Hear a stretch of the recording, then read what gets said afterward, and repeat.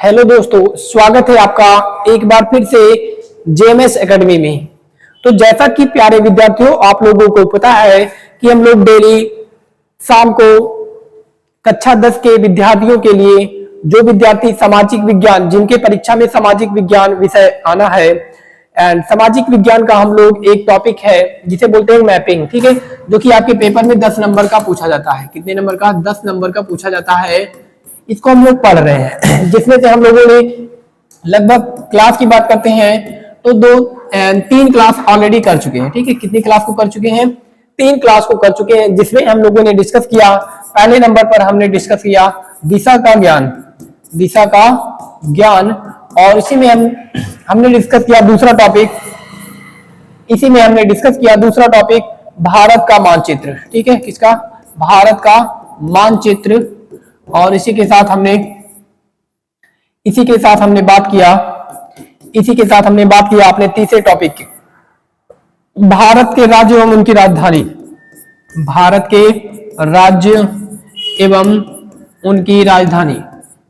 के राज्य एवं उनकी राजधानी, ये हमने क्या किया? ये हमने डिस्कशन किया, ठीक है। बात करते हैं दिशा का ज्ञान। तो ये हमने पहली क्लास में डिस्कशन किया। भारत के मैप का भी डिस्कशन किया कि हमारे भारत का मैप विश्व में कहां पर है, किस जगह पर है, सभी चीजों को हमने आपको डिटेल से बताया। और बात करते हैं तीसरी क्लास में। तो तीसरी क्लास में आपको पढ़ाया गया भारत के राज्य एवं जो यूटी है, ठीक है, एवं जो यूटी है उनकी कैपिटल और लोकेशन को भी आपको बताया गया। और आपको ये भी बताया गया कि आपको क्या करना है, इसे भारत के नक्शे पे भरना भी है, प्रैक्टिस भी करना है, और आपको सारी चीजें प्रैक्टिस भी कराया गया। और इसके साथ ही साथ आपको लिखवाया भी गया, क्लास में ही लिखवाया गया कि कौन से राज्य की राजधानी क्या है और कौन सा राज्य हमारे भारत में कहां पर एग्जिस्ट करता है या फिर कहां पर उपस्थित है। ये सारी बातें हमने 3 क्लास में किया, ठीक है। बात करते हैं आज की क्लास में। तो आज हमारी जो क्लास नंबर है वो है चौथी क्लास, ठीक है। कौन सी क्लास है? आज हमारी चौथी क्लास है। और चौथी क्लास में आज हम लोग डिस्कशन करेंगे भारत में उत्पादन करने वाले, ठीक है। एंड बात करते हैं उत्पादन। भारत में खाद्य उत्पादन करने वाले अग्रणी राज्य, ठीक है। तो आज की क्लास में हम लोग क्या पढ़ेंगे? आज की क्लास में बेसिकली हम लोग पढ़ेंगे भारत में खाद्य उत्पादन करने वाले, जो भी चीज आप खाते हो, सपोज दैट आप खाते हो गेहूं खाते हो, ठीक है। क्या खाते हो? गेहूं खाते हो। जो भी चीजें आपके दैनिक जीवन में खाने योग्य वस्तुएं हैं, वो चाहे गेहूं हो, चावल हो, चाय हो, दूध हो, सरसों हो, दाल हो, ये सारी चीजों को आज हम क्या करेंगे, इस क्लास में अच्छे से डिटेल से पढ़ेंगे कि कौन सा राज्य गेहूं उत्पादन में अधिक नंबर 1 पर है, सर्वाधिक उत्पादन करता है, कौन सा राज्य चावल का उत्पादन सर्वाधिक करता है, और कौन सा राज्य चाय का उत्पादन सर्वाधिक करता है। इन सब चीजों का आज हम क्या करेंगे, डिटेल से बात करेंगे। और इसके साथ ही साथ आपको गेहूं के बारे में, जो फसलें होती है ये किस एनवायरमेंट में होती है, या फिर इनके लिए कितनी वर्षा की आवश्यकता पड़ती है, इन सारी चीजों का डिस्कशन आज हम क्या करेंगे, क्लास में अच्छे से बात करेंगे, ठीक है। अच्छे से आज हम क्या करेंगे, डिस्कशन करेंगे। और आज की हमारी जो क्लास होने वाली है, चौथी क्लास है। और आज हम क्या करेंगे, इसके जितने भी टॉपिक हैं हम क्या करेंगे, आज की क्लास में हम लोग सभी को समाप्त कर देंगे। और इसी के साथ हमारा जो भी टॉपिक छूटा है, बात करते हैं कि हमारे जो भी टॉपिक छूटे हैं वो कौन कौन से टॉपिक बच रहे हैं हमारे। तो आपको बता दिया जाता है कि आपकी जो मैपिंग का पेपर या फिर मैपिंग का जो क्वेश्चन आने वाला है, इसमें आपसे दो तीन चीजें और पूछी जाएंगी। क्या पूछी जाएंगी बात करें तो पूछा जाएगा भारत के प्रमुख राष्ट्रीय उद्यान, और क्या पूछा जाएगा, भारत के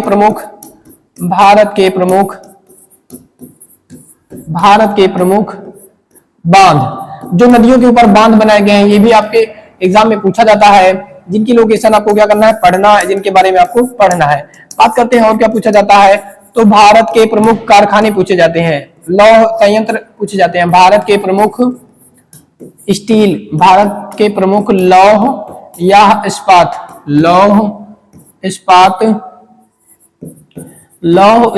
कारखाने पूछे जाते हैं। ठीक है, क्या पूछा जाता है? भारत के प्रमुख लौह इस्पात कारखाने पूछे जाते हैं। कारखाने आपके एग्जाम में आते हैं। और इसी के साथ बात करते हैं तो हमारा एक टॉपिक और छूटा है, भारत के प्रमुख परमाणु ऊर्जा संयंत्र। भारत के प्रमुख परमाणु जो ऊर्जा संयंत्र है, इनके बारे में भी आपके एग्जाम में पूछा जाता है। ठीक है, मैपिंग की बात करते हैं तो आपके पेपर में 10 नंबर का आता है। मैंने सारी क्लास में आपको ये बोला है कि आपके एग्जाम में 10 नंबर का आता है, जो कि काफी महत्वपूर्ण योगदान है इसका।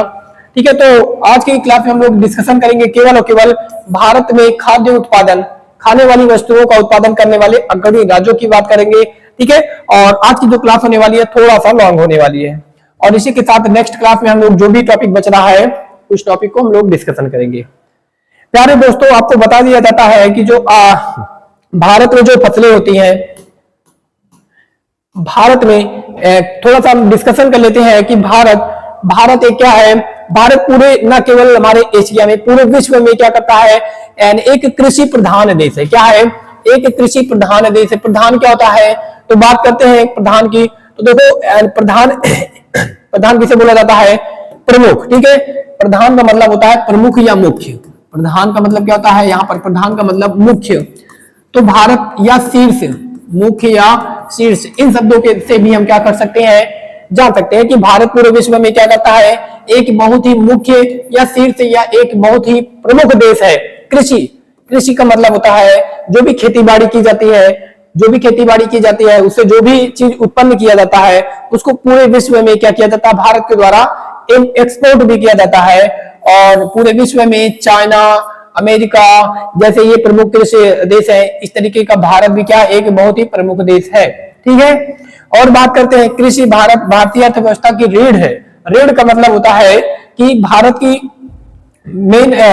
अगर बात करते हैं, भारत की रीढ़ की बात करते हैं तो भारत का जो जीडीपी है, इसका जो मुख्य स्रोत है, जीडीपी क्या होता है, भारत के पास पैसा कितना है। ठीक है, भारत के पास पैसा कितना है, इसे ही क्या बोला जाता है, जीडीपी बोला जाता है। भारत के पास कुल धन कितना है, कुल कितना धन है, इसे हम लोग क्या बोलते हैं, जीडीपी बोलते हैं। और भारत के जीडीपी में जो पैसा आने का मुख्य स्रोत है वो क्या है, कृषि है। ठीक है, क्या है, कृषि है। बात करते हैं भारत में सिंधु घाटी सभ्यता के दौर से ही खेती की जा रही है। 1960 के बाद देश में कृषि के क्षेत्र में हरित क्रांति। ठीक है, आपको पता है भारत में पहले उतना ज्यादा खाद्य नहीं होता था, लेकिन भारत में क्या होती है, 1960 के करीब में हरित क्रांति लाई जाती है। किसके द्वारा लाई जाती है? एमएस स्वामीनाथन जी के द्वारा लाई जाती है। एमएस स्वामीनाथन जी के द्वारा लाई जाती है, जिसमें इस क्रांति में क्या किया जाता है, तो बात करते हैं जो हरित क्रांति है, इसमें क्या किया जाता है, तो इसमें हाई वैरायटी के बीज यूज किए जाते हैं। ठीक है, हरित जो क्रांति है, इसमें क्या किया जाता है, हरित क्रांति। देखो, हरित क्रांति से 2 क्वेश्चन आ सकते हैं कि इसकी शुरुआत कब होती है, 1960 में होती है। करता कौन है, तो करते हैं यहाँ के एमएस स्वामीनाथन। ठीक है, हमारे देश के वैज्ञानिक एमएस स्वामीनाथन क्या करते हैं, एमएस स्वामीनाथन हरित क्रांति की शुरुआत करते हैं भारत में। इसके माध्यम से क्या किया जाता है, इसमें क्या किया जाता है, इसमें गेहूं व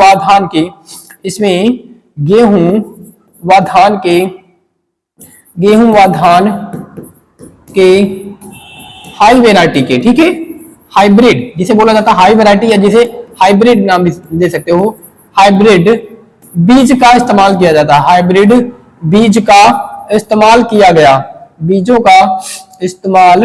गया, जिसके माध्यम से पैदावारी में क्या हुई, काफी वृद्धि हुई। ठीक है, इसे ही हरित क्रांति बोला जाता है। और इसके पहले हमारे भारत में उतना खाद्यान्न उत्पादन नहीं हो पाता था जितना अब हो रहा है। और ये किसके कारण संभव हुआ, इनके कारण संभव हुआ। ठीक है, इन्होंने क्या किया, इन्होंने हमारे जो वर्तमान समय में बीज उपयोग में लाए जा रहे हैं वो हाई वैरायटी के या हाइब्रिड बीजों का प्रयोग किया जा रहा है, जिसके कारण खाद्यान्न में क्या हो रहा है, दुगना उत्पादन हो रहा है। और भारत विश्व में क्या कर रहा है, अग्रणी देश बन रहा है सभी चीजों के उत्पादन में। ठीक है, तो बात करते हैं भारत की खेती से जुड़े कुछ महत्वपूर्ण जो तथ्य हैं, इनके बारे में बात करते हैं। तो इनके बारे में आप देख सकते हो कि भारत के जो लोग हैं, भारत के अगर क्षेत्रफल की बात करते हैं, भारत की सबसे पहले बात कर लेते हैं भारत का क्षेत्रफल। भारत का क्षेत्रफल कितना है? भारत का क्षेत्रफल कितना है? भारत के क्षेत्रफल की बात करते हैं तो 32,87,263 32,87,263 किलोमीटर स्क्वायर में भारत का क्षेत्रफल फैला हुआ है। ठीक है, बात करते हैं भारत के क्षेत्रफल की, तो देखो भारत का जो क्षेत्रफल है एंड इसके भारत के क्षेत्रफल के लगभग 51% भाग पर कृषि की जाती है। क्या की जाती है? कृषि की जाती है। सपोज दैट भारत के पास 100% क्या है? एरिया है, 100% क्षेत्रफल है, तो इसमें से 51%, 32 लाख का 51% लगभग कितना हो जाएगा? लगभग हो जाएगा ये 17 लाख के करीब। ठीक है, तो लगभग 17 लाख किलोमीटर स्क्वायर पर तो ये क्या की जाती है? भारत में कृषि की जाती है। बाकी 4% जो एरिया बचता है इस पर चारागाह, क्या है? चारागाह है। चारागाह क्या होता है? जहां पर जानवर जाके चरते हैं, जहां पर जानवर जाके घास को खाते हैं, उन्हें चारागाह बोला जाता है। हालांकि हमारे उत्तर प्रदेश में इतना चारागाह नहीं है जितना कि आपको पहाड़ी एरिया में क्या मिलते हैं? ये चारागाह दिखाई पड़ते हैं। ठीक है, और बात करते हैं वन की, तो देखो 24% एरिया पे तो क्या है? 24% एरिया पे तो आपका बंजर जमीन है। और यहाँ पर थोड़ा सा और बात कर लेते हैं, 21% एरिया पे, 21% एरिया पे क्या है? वन है। 21% क्षेत्रफल पर भारत में क्या है? 21% क्षेत्रफल पर भारत में वन है। और उसके बाद 24% एरिया पे अगर बात करते हैं, 24% एरिया क्या है? आपका बंजर है। क्या है? बंजर है। बाकी जो बच जाता है वो आपके क्या है? बाकी जो बच जाता है, बचता कितना है? तो देखो 51 हो जाता है, 51 4 55 हो जाता है। और 55 में अगर आप 40 जोड़ देते हो, 55 में अगर आप 40 जोड़ देते हो तो ये टोटल कंप्लीट हो जाते हैं। ठीक है, बाकी जो बचते हैं वो क्या हो जाता है? वो आपके पहाड़ पर्वत हो जाते हैं। बाकी जो बच रहा है वो आपके क्या हो जाएंगे? पहाड़ और पर्वत हो जाएंगे, उन्हें हम काउंट नहीं करेंगे। ठीक है, तो आपको पता है, देखो भारत का जो मुख्य क्षेत्रफल है इस पर हम लोग क्या कर रहे हैं? कृषि कर रहे हैं। क्या कर रहे हैं? कृषि कर रहे हैं। और कृषि कर रहे हैं जो कि भारत के जीडीपी में काफी महत्वपूर्ण योगदान भी दे रही है। ठीक है, और 21% एरिया पे क्या है? 21% एरिया पे तो वन है। और 24% जो एरिया है ये किसी काम का नहीं है। ये किसी काम का नहीं है, किसी काम का नहीं है। किसी काम का मतलब ये है कि इस पर किसी भी प्रकार की कृषि का उत्पादन, किसी भी प्रकार की कृषि नहीं की जा सकती है, इसलिए ये किसी काम का नहीं है। बाकी फैक्ट्री वगैरह या फिर और भी गवर्नमेंट इस पर क्या कर सकती है? प्लांट को लगा सकती है। ठीक है, लेकिन कृषि की दृष्टि से ये 24% एरिया क्या है? बेकार है। ठीक है, तो ये रहा भारत का कुछ इंट्रोडक्शन की भारत के कितने परसेंट एरिया पे क्या है? कृषि को की जाती है। ठीक है, चलो ये सारी चीजें तो हमने बात कर लिया। अब बात करते हैं कि चलो भारत में इतनी सारी कृषि की जाती है, लेकिन भारत में जो कृषि की जाती है तो भारत में कितने प्रकार की कृषि की जाती है, या फिर बात करें कि भारत में जो फसलें बोई जाती हैं वो कितने प्रकार की फसलें बोई जाती हैं। तो देखो यहाँ पर कुछ आप लोगों को थोड़ा सा डिटेल लिखा रहे हैं। देखो भारत में तो बहुत प्रकार की फसलें बोई जाती है। ठीक है, लेकिन आपको मुख्यतः याद करना है भारत की प्रमुख फसलें, भारत की प्रमुख फसलें के बारे में पढ़ना है आपको। भारत की प्रमुख फसलें, भारत की प्रमुख फसलों के बारे में पढ़ना है। तो देखो भारत की जो प्रमुख फसलें हैं उनमें 3 प्रकार की फसलों को आपको पढ़ना पड़ेगा। कितने प्रकार की? 3 प्रकार की फसलों को पढ़ना पड़ेगा। पहली जो आपकी फसल है वो है रबी की फसल, रबी की फसल। और दूसरी जो फसल है आपकी वो है खरीफ की फसल। किसकी फसल? खरीफ की फसल, खरीफ की फसल। और तीसरी जो फसल है वो जायद की फसल है। किसकी फसल है? जायद की फसल। देखो यहाँ पर 3 प्रकार की फसलों के बारे में आपको बताया जा रहा है कि भारत में प्रमुखता 3 प्रकार की फसलें बोई जाती हैं। पहली जो फसल है वो है आपकी रबी की फसल, दूसरी जो फसल है वो है खरीफ की फसल, और तीसरी जो है वो है जायद की फसल। ठीक है, थोड़ा सा बात करें कि रबी की जो फसल होती है इसमें किस किस प्रकार की फसलें आती हैं। तो देखो ये फसलें बोई जाती हैं अक्टूबर नवंबर में। कब बोई जाती हैं? अक्टूबर नवंबर में बोई जाती हैं। ठीक है, बोई जाती हैं। और काट कब ली जाती हैं? तो ये मार्च अप्रैल में काट ली जाती हैं। ठीक है, काटी कब जाती हैं? तो ये कब काटी जाती हैं? मार्च और अप्रैल में काट ली जाती हैं। मार्च अप्रैल में काट ली जाती हैं। ये सारी चीजें आपको आगे बताया जाएगा। ठीक है, एंड ये सारी चीजें आपको आगे बता दिया जाएगा इनमें आपको पढ़ना है कि कौन सी फसलें हैं इसमें मुख्यतः। तो देखो एंड अक्टूबर नवंबर में कौन सी फसल बोई जाएगी, पहली फसल तो हो जाएगी गेहूं, ठीक है, गेहूं हो जाएगी, चना हो जाएगा, एंड मुख्य फसलें की बात करते हैं सरसों, गेहूं, सरसों, जो आलू हो जाता है, आलू हो जाता है, चना हो जाती है, मटर हो जाता है, ठीक है। तो ये आपकी क्या है, ये आपकी रबी की फसलें हो जाती हैं, ठीक है, ये आपकी क्या हो जाती है, रबी की फसलें हो जाती हैं। और बात करते हैं जौ भी आ जाता है, इसी में जौ भी आ जाता है। और खरीफ की फसलें की बात करते हैं तो ये आपकी बोई जाती है जून जुलाई में, ये आपकी बोई जाती है जून जुलाई में, और काट कब ली जाती है, नवंबर अक्टूबर में काट ली जाती है। इनमें कौन कौन सी फसलें आ जाती हैं, इसमें धान आ जाता है, क्या जाता है, इसमें धान आ जाता है, और कौन सी फसलें आ जाती हैं, गन्ना भी आ जाता है, ठीक है, गन्ना भी आ जाता है, धान हो जाता है, गन्ना भी हो जाता है, धान के साथ और क्या बोई जाता है, ठीक है, ठीक है। और बात करते हैं जायद की, तो उड़द और मूंग, उड़द और जो मूंग हो जाती हैं ये क्या होती है, आपकी जायद की फसलें हो जाती है। इसमें खीरा ककड़ी सारी चीजें आ जाती हैं, खीरा ककड़ी, इसमें सारी चीजें क्या शामिल हो जाती हैं जो गर्मियों में बोई जाती हैं, जायद की फसलें, ठीक है। तो खरीफ की फसलें आपकी मुख्यतः धान, गन्ना, ये सब क्या होती है, खरीफ की फसलें हो जाती हैं। और रबी की फसलें जो ठंडी में बोई जाती हैं, ठीक है, जैसे गेहूं, सरसों, आलू, चना, मटर, ये जौ, ये सारी आपकी खरीफ की फसलें हो जाती हैं। तो ये क्या रही, ये रही भारत की प्रमुख फसलें, ठीक है। अब हम क्या करेंगे, इन फसलों के बारे में, एक एक फसल के बारे में बात करेंगे कि कौन सा जो राज्य है सर्वाधिक गेहूं का उत्पादन करता है, सर्वाधिक धान का उत्पादन करता है, या फिर सर्वाधिक सरसों का उत्पादन करता है, क्योंकि हमें हमारे एग्जाम्स में यही पूछा जाता है, ठीक है। तो सर्वाधिक फसलों के बारे में हम लोग पढ़ेंगे। इससे पहले हम थोड़ा सा देख लेते हैं कि भारत में बोई जाने वाली जो प्रमुख फसलें हैं उनमें कौन कौन सी फसल शामिल है। तो उनमें बात करते हैं तो इसमें रबी की फसल, ठीक है, इसमें कौन कौन सी फसलें शामिल है। तो देखो इसमें कुछ इंपॉर्टेंट और पॉइंट दिया है, रेशे वाली फसलें हैं जिसमें आपकी कपास वगैरह आ जाती हैं, ठीक है, और सब्जियां भी बोई जाती हैं, फल भी, मसाले इत्यादि शामिल है, ठीक है। लेकिन मुख्यतः भी हमने आपको बताया कि भारत में रबी, खरीफ और जायद की फसलें बोई जाती हैं, जिसका एग्जाम्पल अभी हमने आपको बताया, ठीक है। जिसमें रबी की फसलें में क्या क्या शामिल है या फिर बोई कब जाती है, तो इन्हें शीत ऋतुओं की फसलें बोला जाता है, शीत ऋतु वाली फसल बोला जाता है। ये अक्टूबर नवंबर में बोई जाती हैं और काटी कब जाती हैं, तो ये अप्रैल मार्च के महीने में काट ली जाती हैं, या फिर अप्रैल मई के महीने में बोल सकते हो, काट ली जाती हैं गर्मी के टाइम में। इनमें कौन कौन सी फसलें शामिल है, गेहूं, जौ, मटर, चना और सरसों। अभी इसके बारे में मैंने आपको जस्ट बताया। एंड यद्यपि ये फसलें देश के विस्तृत भाग में बोई जाती हैं और उत्तर पश्चिमी भाग में बोई जाती है, मतलब नॉर्थ इंडिया में ये फसलें ज्यादा बोई जाती हैं। नॉर्थ इंडिया जैसे यूपी, हरियाणा, पंजाब, इन सब जगहों पर ये फसलें ज्यादा होती हैं।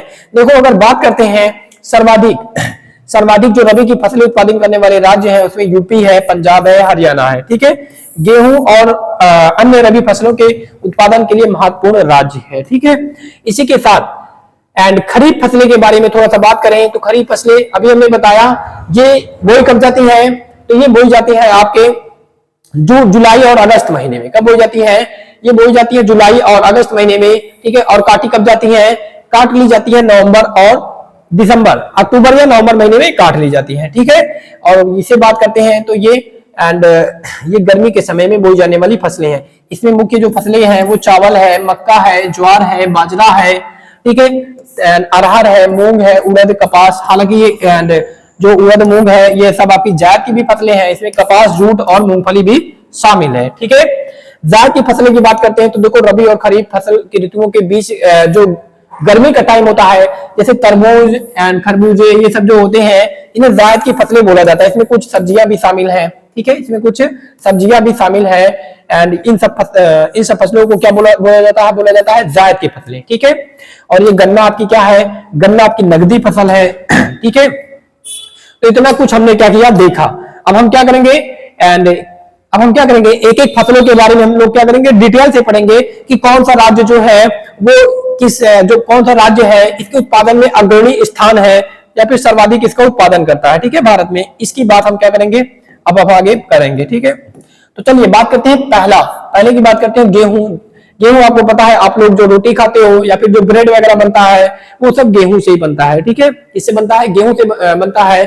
तो गेहूं हमारे खाने की दृष्टि से, हमारे भारत में खाद्यान्न की दृष्टि से एक बहुत ही महत्वपूर्ण फसल है। न केवल हमारे भारत में बल्कि गेहूं को हम लोग क्या करते हैं, एक्सपोर्ट भी करते हैं।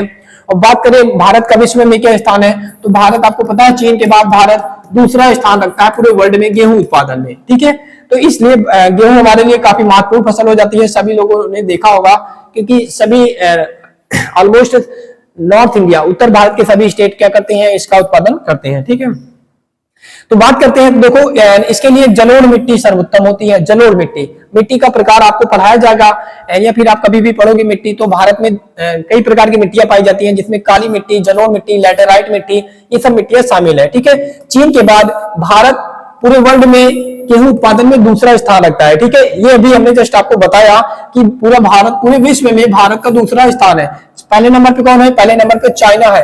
तो क्या ये आपके पेपर में पूछा जाएगा? नहीं, ये आपके केवल बेसिक नॉलेज के लिए है। पूछा क्या जाएगा?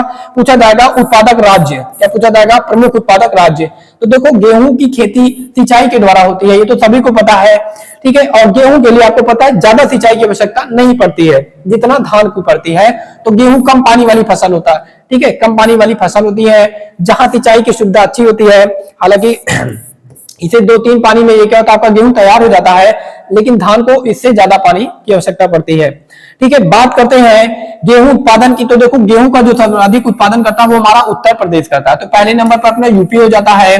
और दूसरे नंबर की बात करते हैं, तो दूसरे नंबर पे जो स्टेट है उसका नाम है पंजाब। ठीक है, क्या नाम है? दूसरे नंबर को जो सर्वाधिक उत्पादक राज्य है उसका नाम है पंजाब। और तीसरे नंबर को कौन है?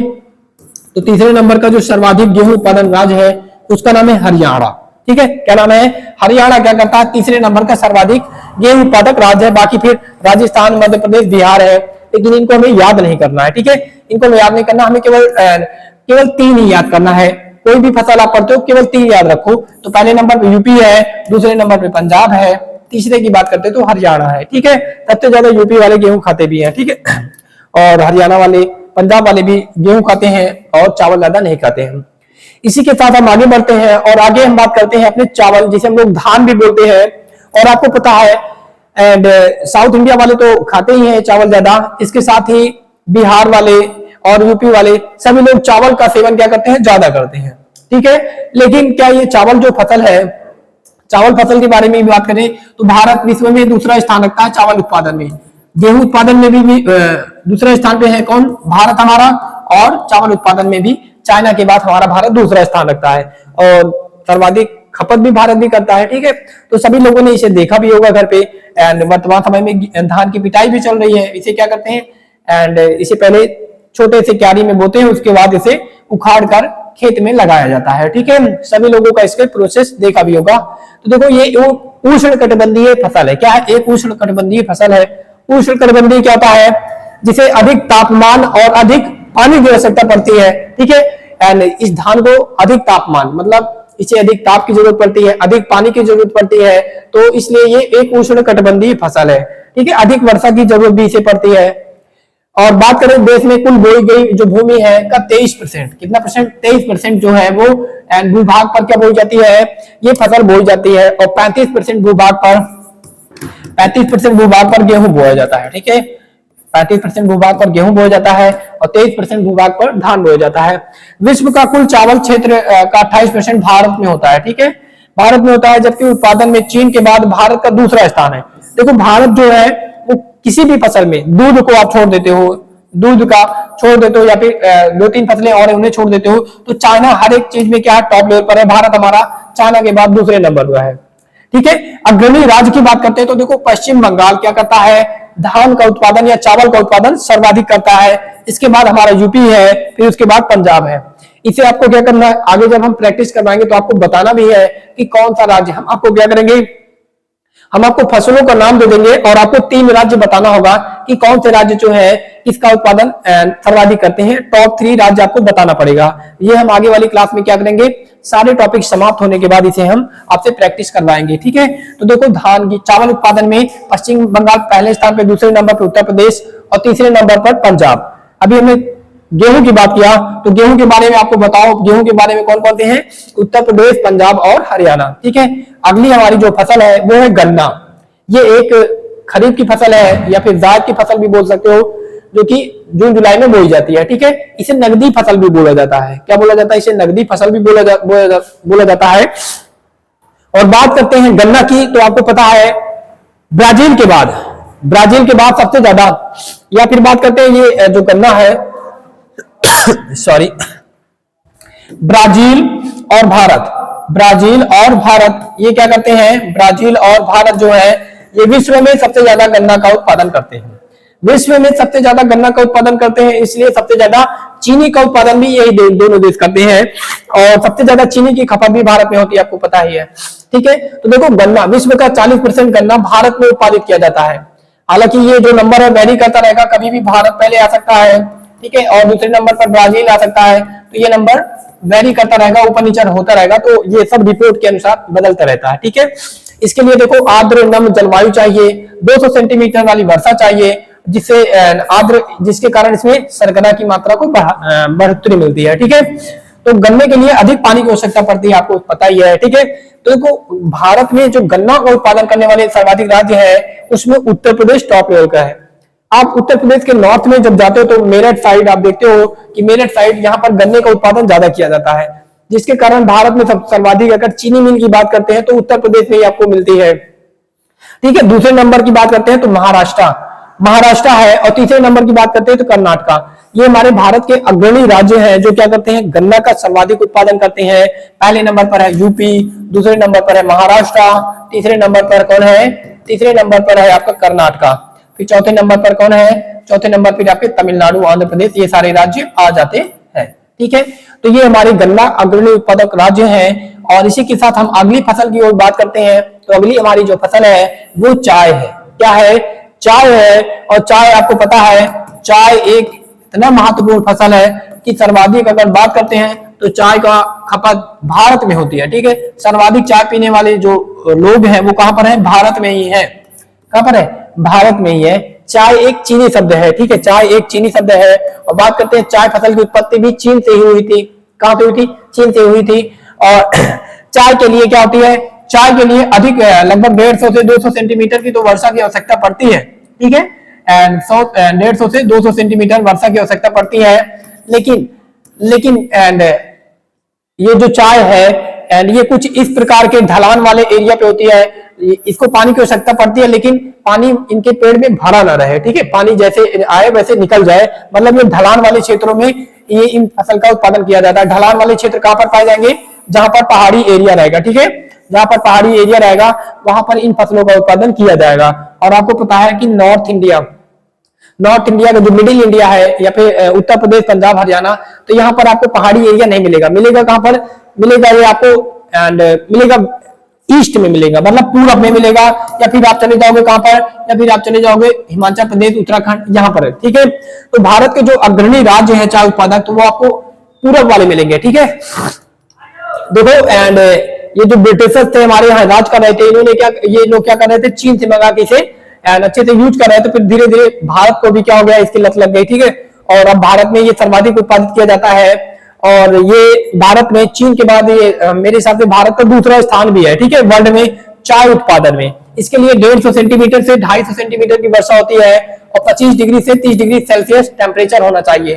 ठीक है, ये भारत की प्रमुख पेय फसल है। पेय मतलब इसे पिया जाता है, आपको पता ही है। ठीक है, चीनी डालकर। और मिट्टी में क्या होनी चाहिए, कैल्शियम की मात्रा होनी चाहिए। ठीक है, कैल्शियम ये इंपॉर्टेंट है, ये कई बार एग्जाम में पूछा गया है, क्वेश्चन भी है कि चाय उत्पादन के लिए इनकी मिट्टी में चूना अधिक होना चाहिए कि कैल्शियम अधिक होना चाहिए, क्या होना चाहिए। तो देखो इसमें गंधक और कैल्शियम क्या होनी चाहिए, इससे मिट्टी अगर उसमें अधिकता है इसकी, तो चाय की जो फसल होगी काफी अच्छी होगी। ठीक है, सूर्य की किरणें इस पर सीधी नहीं पड़नी चाहिए। ठीक है, सूर्य की जो किरणें हैं वो सीधी नहीं पड़नी चाहिए, नहीं तो इसकी जो फसल है वो नष्ट हो जाती है। ठीक है, तिरछी पड़नी चाहिए। और जो पानी है कभी भी फसल में इनके पेड़ में इकट्ठा नहीं होना चाहिए, पानी जैसे आया वैसे चला जाना चाहिए। तो देखो चाय, भारत में चाय उत्पादित करने वाले जो अग्रणी राज्य है वो पहले नंबर पर है असम। असम बताओ, अभी हमने बताया जो हमारे पहाड़ी वाला एरिया कहां पर है, पूरब वाले जितने राज्य है, भारत के पूरब वाले राज्य जो इधर है। ठीक है, जो इधर है वो पूरब वाले जो राज्य हैं, ये क्या है, ये पूरब वाले जो राज्य हैं ये क्या है, ये सारे पर्वतीय राज्य हैं। इसलिए ये क्या करते हैं, इसलिए ये चाय का उत्पादन ज्यादा करते हैं, क्योंकि इनके यहाँ की जो जमीनें हैं वो कुछ क्या है, ढलान तरीके की हैं, समतल नहीं है, जहां पर गेहूं और चावल का उत्पादन किया जा सके यहाँ पर। इसीलिए यहाँ पर क्या होता है, चाय का उत्पादन ज्यादा होता है। तो पहले नंबर पर है आपका असम, दूसरे नंबर पर है पश्चिम बंगाल, तीसरे नंबर पे बात करते हैं तमिलनाडु, और चौथे नंबर की बात करते हैं तो केरला, ठीक है। लेकिन तीसरा तक ही आपको याद रखना है, असम, पश्चिम बंगाल और तमिलनाडु, ये हमारे भारत में अग्रणी राज्य है चाय उत्पादन में। भारत दुनिया में चाय का दूसरा सबसे बड़ा उत्पादक देश है। पहले नंबर की बात करते हैं तो चीन है। अभी हमने बताया आपको कि चीन क्या हर एक चीज में आ गया भारत से, तो चीन चाय उत्पादन में भी क्या है, विश्व में पहले स्थान पे है। भारत लगभग 9 लाख टन, ठीक है, 9 लाख टन क्या करता है, प्रति वर्ष चाय का उत्पादन करता है। और क्या करता है, एक्सपोर्ट नहीं करता, खुद पी जाता है भारत में, क्योंकि बहुत ज्यादा चाय पीने वाले लोग हैं। और इसी के साथ आगे हम बात करते हैं तो हमारा देखो चाय की तरह ही एक फसल होती है कॉफी, ठीक है। क्या होती है, कॉफी होती है, जिसे कहवा भी बोला जाता है। क्या बोला जाता है, कहवा भी बोला जाता है। तो देखो भारत में जो साउथ इंडिया वाले राज्य हैं, जैसे कर्नाटका है, तमिलनाडु है और केरला है, ठीक है। तमिलनाडु और केरला ये क्या करते हैं, ये हमारे जो राज्य हैं ये कॉफी का भी उत्पादन करते हैं, ठीक है। लेकिन भारत विश्व में लगभग 7वां बड़ा देश है, सबसे बड़ा देश है जो कॉफी का उत्पादन करता है। हमसे बहुत सारे देश आगे हैं जो कॉफी का उत्पादन बहुत अधिक मात्रा में करते हैं, ठीक है। लेकिन बात करें भारत में, तो भारत में सबसे अच्छी क्वालिटी की कॉफी उत्पादित किया जाता है, ठीक है, बाकी अन्य देशों की अपेक्षा। तो देखो इसके जो बीज होते हैं, कॉफी के बीज को हम लोग कहवा कहते हैं, और भारत में विश्व की लगभग 2% कॉफी का उत्पादन होता है, ठीक है। सर्वाधिक अगर बात करते हैं तो एक दक्षिण अमेरिका का देश है जिसका नाम है ब्राजील। क्या नाम है, ब्राजील। ये पूरे वर्ल्ड में क्या करता है, सबसे ज्यादा कॉफी का उत्पादन करता है। इसके यहाँ एक बगीचा है जिसे हम लोग क्या बोलते हैं, एंड इसके यहाँ बगीचा है, ठीक है। इसके यहाँ कॉफी का बगीचा ही है बहुत बड़ा। इसके यहाँ क्या है, कॉफी का एक बगीचा ही है बहुत बड़ा। एंड उसके बाद ये पूरे वर्ल्ड में क्या करता है, सबसे ज्यादा कॉफी उत्पादन करता है। और भारत में बात करते हैं, भारत के कौन से राज्य सबसे ज्यादा कॉफी उत्पादन करते हैं, तो देखो अभी हमने बताया दक्षिण भारत के राज्य हैं, कर्नाटका है, दूसरे नंबर पर केरला है, तीसरे नंबर पर तमिलनाडु है। ये भारत में सर्वाधिक कॉफी का उत्पादन करते हैं, ठीक है। एंड भारत में ये एक क्वालिटी है, ये एक वैरायटी है कॉफी की, अरेबिका इसका नाम है, रोबस्टा कॉफी की खेती होती है, ठीक है। भारत विश्व में 6-7वें स्थान पर है, भारत विश्व में 6 और 7वें स्थान पर है, ठीक है, कॉफी उत्पादन में। तो इसे आपको ये नहीं याद करना है, केवल याद करना है कर्नाटका, केरला और तमिलनाडु के बारे में कि ये राज्य क्या करते हैं, सर्वाधिक कॉफी का उत्पादन करते हैं। आपको अगली फसल जो है इसकी बात करते हैं, तो ये सब फसल आप लोग जब पढ़ते हो तो आपको लगता है कि ये फसल को भी हम देखेंगे, क्योंकि ये फसलें हमारे यहाँ अब बिल्कुल ही गायब हो चुकी हैं, ठीक है।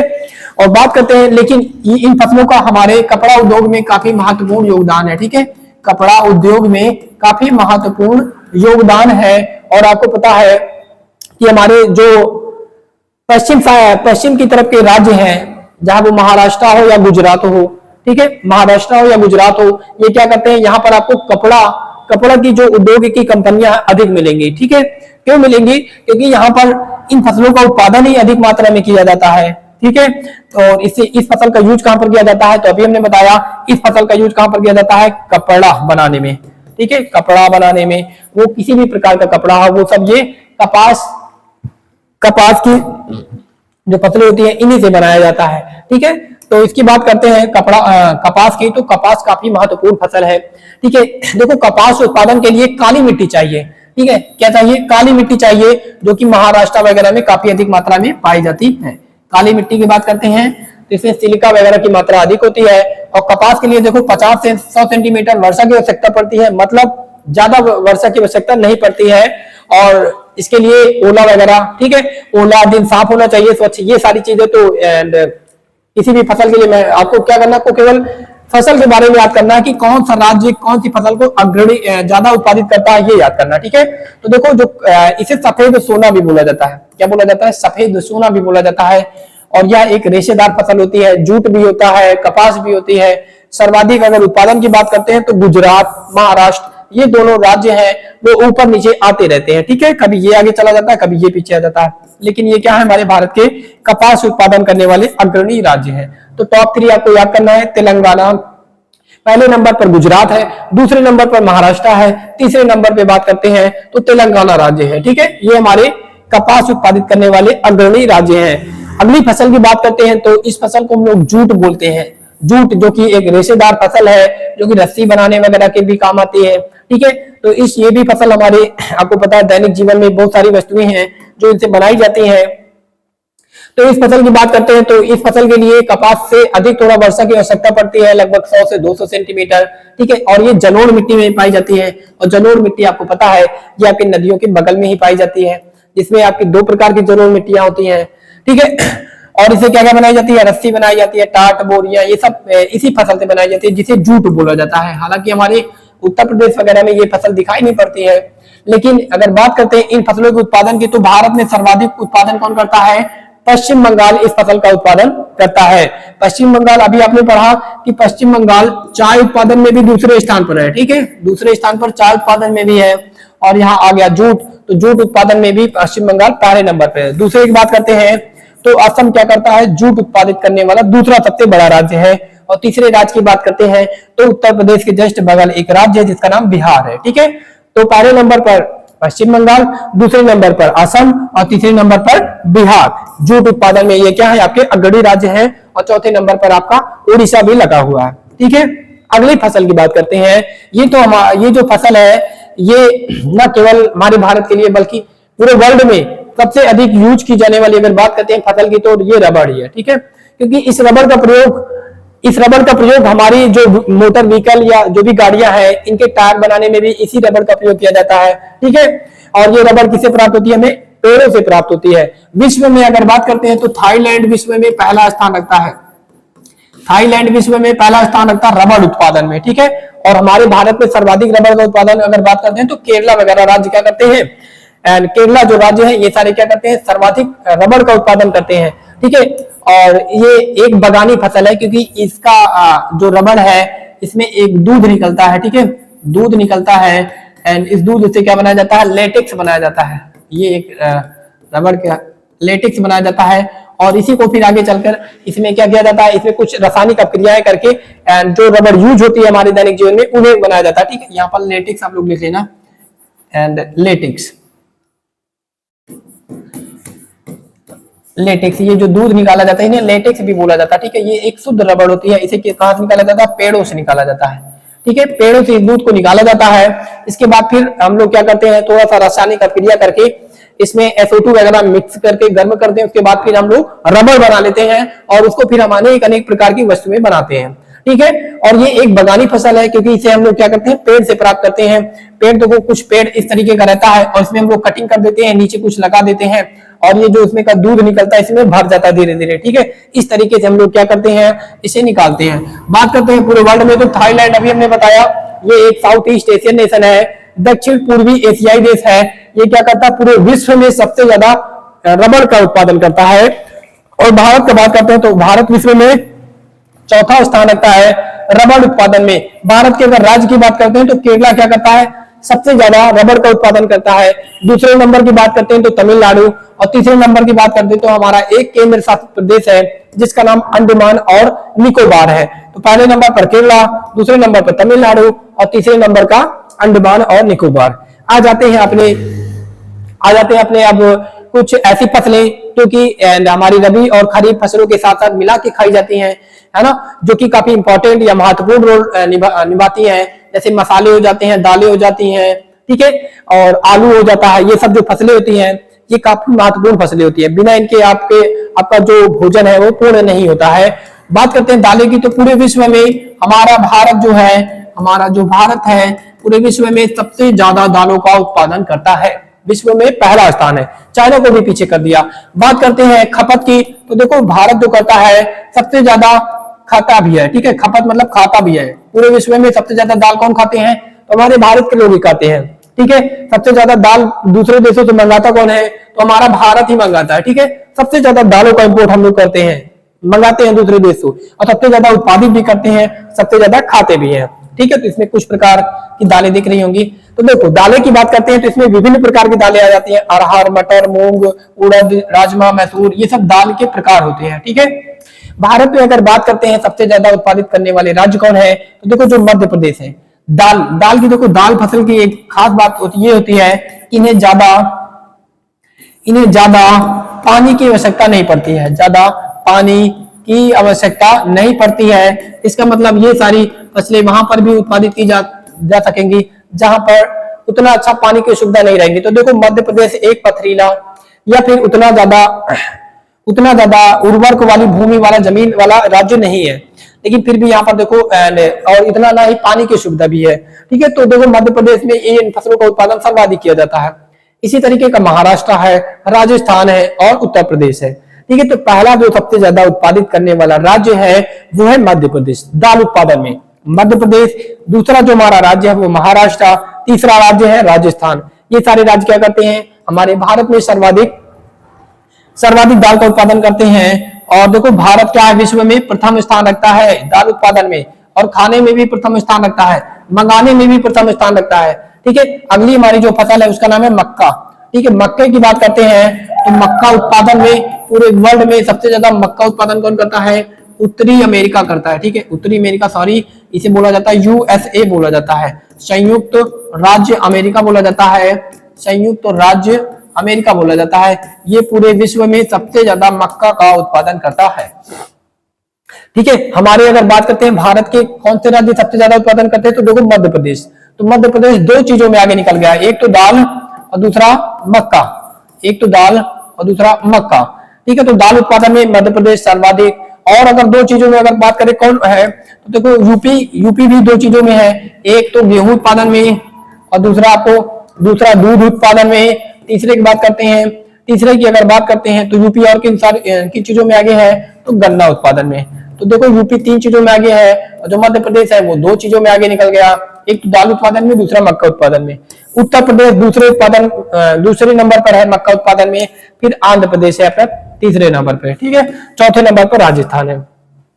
ये राम मक्का जिसे आप मकाई भी बोलते हो। ठीक है, एंड मक्का का सर्वाधिक उत्पादन कौन करता है, यूएसए करता है। ठीक है, भारत मक्का उत्पादन में विश्व में 7वें नंबर पर है। कौन से नंबर पर है, 7वें नंबर पर है, 7वें नंबर पर।